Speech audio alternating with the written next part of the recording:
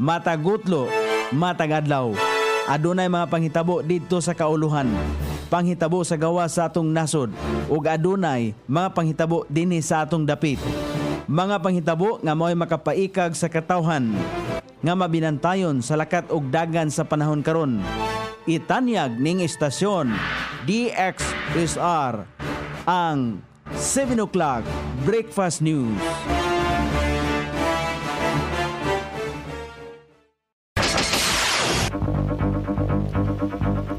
Ikaw, kumusta? May buntag Iligan, may buntag Mindanao, may buntag Pilipinas. Adlong Biyernes, pizza 14 ning buwan sa Nobyembre ning tuiga 2025. Sangan sa ato station manager Pastor Ruben Sulapas kini ang inyong ka-SR Kabisaya Nonebi ang mohatod sa hanay sa balita sa alas 7. O karon sa uluhang tudling sa ato mga balita, usa ka lalaking biktima sa pagpamusil sa Barangay Kiwalan.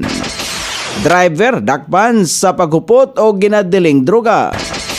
Mga barangay sa Iligan, pribado ug national agencies gipasidunggan sa ilaang pagdonar og dugo. Sa kauluhan, former Senate President Juan Ponce Enrile bipanaw sa edad nga 103. Representative Barsaga gikumpirma nga nadawat na ang sabina sa kasong sedisyon o rebellion. Kung adunay warrant ipagawas, kung wala paghilom, sumala pa ni Senadora Marcos. Sa gawas sa nasod Japan, andam nga magsugyot og balaod noon nga adunay kalabutan sa Joint Child Custody System. Balita sa kinabuhing Kristohanon, usa ka pastor sa Kyrgyzstan gidala sa tambalanan. Kini ang uluhang tudling sa atong mga balita nga dalit kanato ning istasyon. DXSR 106.7 sa inyong FM dial. Ang bugtong radyo sa Dakbayan Siligan nga nagsibya sa balag kasulatan, pinasubay sa inspired and preserved. Not simply dictated King James Version sa Angkor Broadcasting Corporation.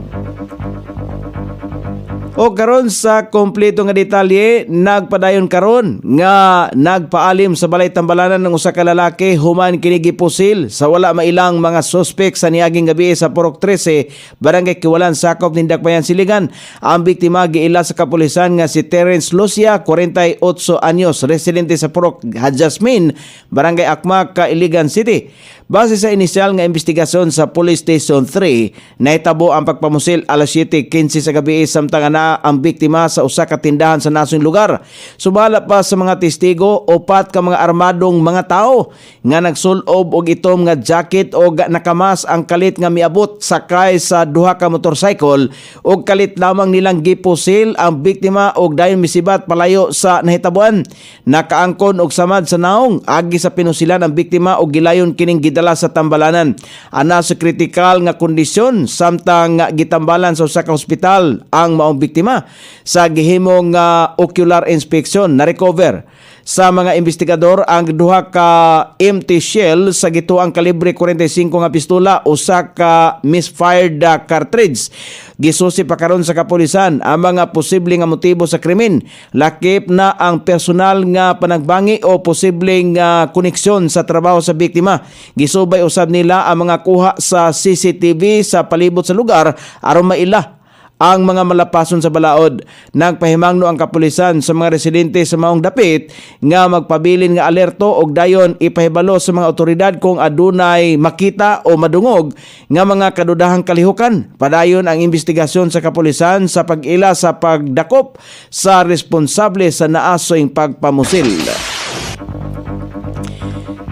Gidakop sa mga operatiba sa Police Station 2 si alias Ray human nga gisumbong nga nakit-an kining adunay gihuptan nga gituhang Cebu sulod sa computer shop sa Purok 3A, Tonggo, St. Michael's Heights sa Barangay Buruon, sakop din Dakbayan sa Iligan.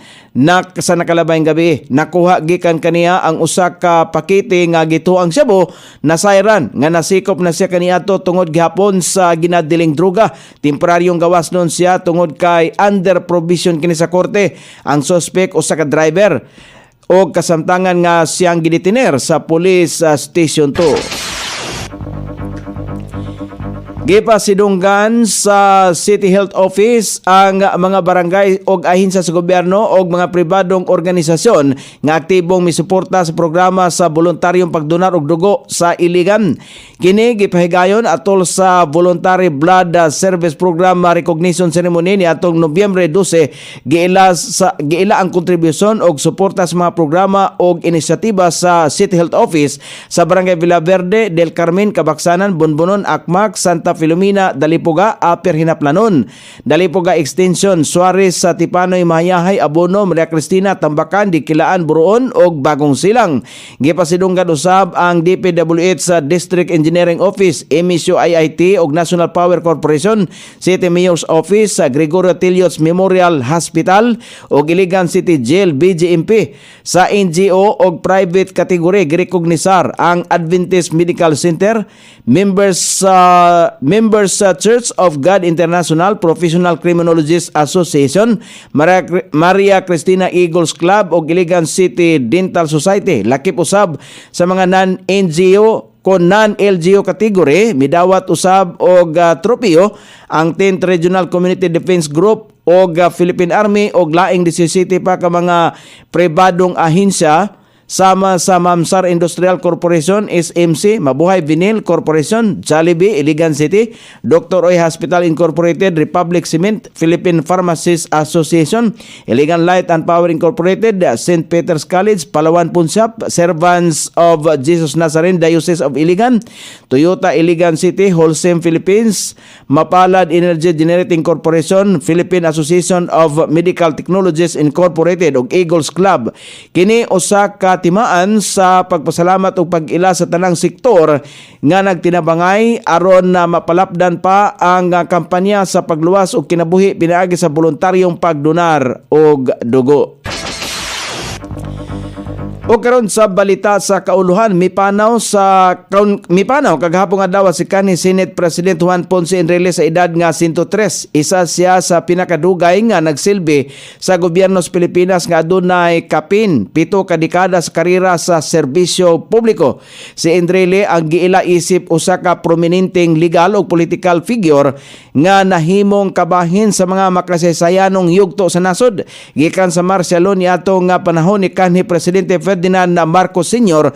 hangtod sa EDSA People Power Revolution niadtong 1986 kung asa siya ang mibulag sa rehimeng Marcos.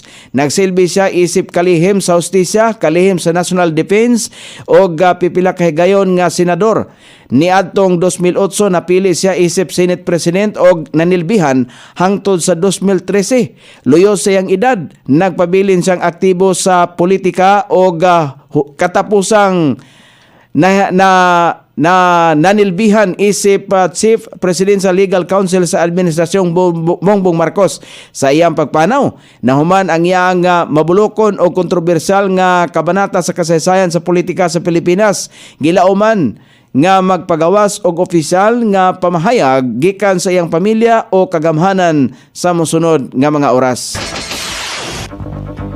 Gikumpirmar ni Cavite 4th District Representative Kiko Barsaga nga nakadawat na niya, kung nadawat na niya ang sabina nga gipadala ngadto kaniya mahitungod sa kasong sedisyon o rebellion. Kini ang subay sa criminal complaint nga gipasaka sa Criminal Investigation and Detection Group CIDG batok sa kongresista. Sa naasoy nga sabina, kinahanglan moatubang si Barsaga sa Office of the Prosecutor sa Quezon City pag-abot sa Nobyembre 18 ug Nobyembre 25.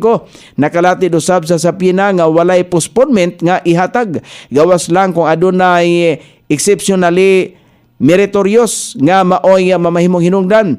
Nakalatid usab niini nga dili dawaton ang bisan unsa mga motion to dismiss buot pasabot bugtong counter affidavits lamang ang pagadawaton gikan sa kampo sa kongresista. Sumala pa sa Office of the City Prosecutor kung dili makasumiti si Barsaga sa iyang counter affidavit.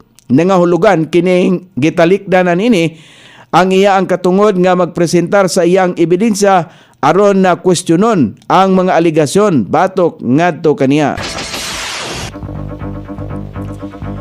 Gisaway sa gisaway ni Presidential Sister og Senadora Amy Marcos ang nagkatibulaag nga pamahayag sa gabinete ni Presidente Ferdinand Marcos Jr. kalabot sa hungihong nga nakapanaog na og arrest order ang International Criminal Court ICC batok sa Senador Ronald Bato de la Rosa.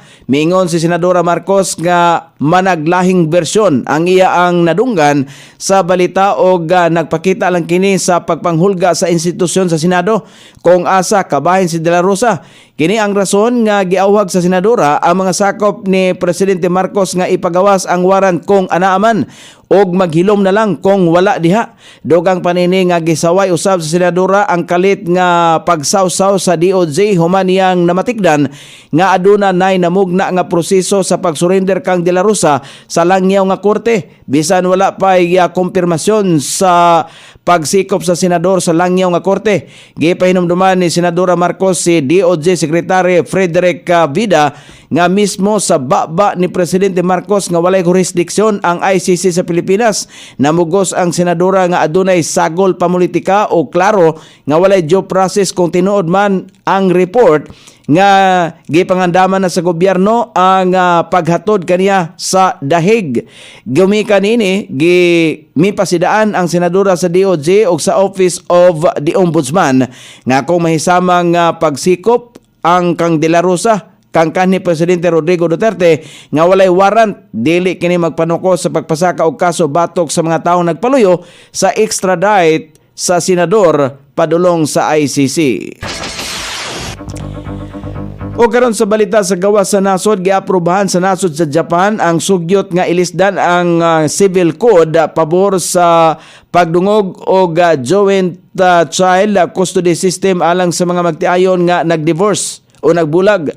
Sa bag-o nga sugyot nga ipatuman karong tuiga 2025, obligahon sa gobyerno ang mga nagbulag nga mga magtiayon nga masustinto og magsustinto sa fixed payments ngadto sa ilang mga anak kon ugaling walay nahimong kasabutan kabahin nini. Adunay katungod ang mga nagbulag nga magtiayon kon magpahigayon na ba sila og joint or solo custody ngadto sa ilang mga anak kon pakyas ang mga magbulag nga sa pagsabot nini moabot ang naaswing kaso sa family court. Tinguha sa naaswing balaod ang pagsiguro sa panginhanglanon sa mga bata human nga matuman ang divorce. O karon sa balita sa kinabuhing Kristohanon, gidala sa tambalanan ang usa ka pastor sa Kyrgyzstan nga giaresto kaniadtong Enero hinungdan sa delay sa iya ang court hearing. Ang naasong pastor gikasuhan og mga kaso sama sa religious, national, ethic, kon ethnic, racial o regional hatred. Nataho ang nasong pastor nisumbong sa National Center for Prevention of Torture human nga siya gitorture sulod sa prisuhan. Apan tungod sa sirado ang nasong ahinsa, pakyas kini nga mahimuan og kalihukan. O karon sa kahimtang sa pagbanabanat sa dagan sa panahon, ang Intertropical Convergence Zone mao ang maka-istorbo sa dagan sa panahon. Apektado ang Palawan, Visayas ug hiuman ang Mindanao. Ang Visayas, Mindanao, Palawan, Batanes, Babuyan Island, Metro Manila ug ubang bahin sa Luzon. Ang makatagamtang paghihapon sa madag-umon nga kalangitan inubanan sa patak-patak ang mga pagulan karong adlaw, ilabi na sa panahon sa kapunon ug sa sayong taknas kagabion. Kini epekto sa gitawag og Intertropical Convergence Zone og localized thunderstorm. Sukod sa temperatura dinhi sa dakbayan siligan ang kabugnaon ana sa 25 ug ang kainiton mosangko sa 31 degrees sentigrado. Ang adlaw misilang kaganiya sa alas 5:57 ug mosahop unya sa alas 5:24 sa sayong takna sa kagabhion.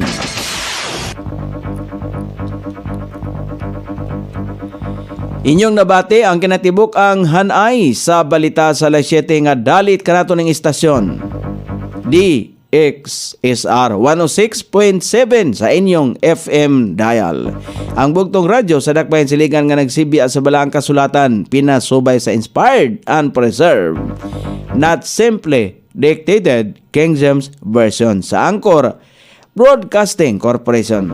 Sangan sa tikswat sa atong balitang international ug sa kinabuhing Kristohanon pitjan sa balita lokal Coney Island sa ato station manager Pastor Robin Sulapas. Kini ang inyong KSR Kabisaya. Nonoy B, magpasalamat ug mingon, mayong buntag Iligan.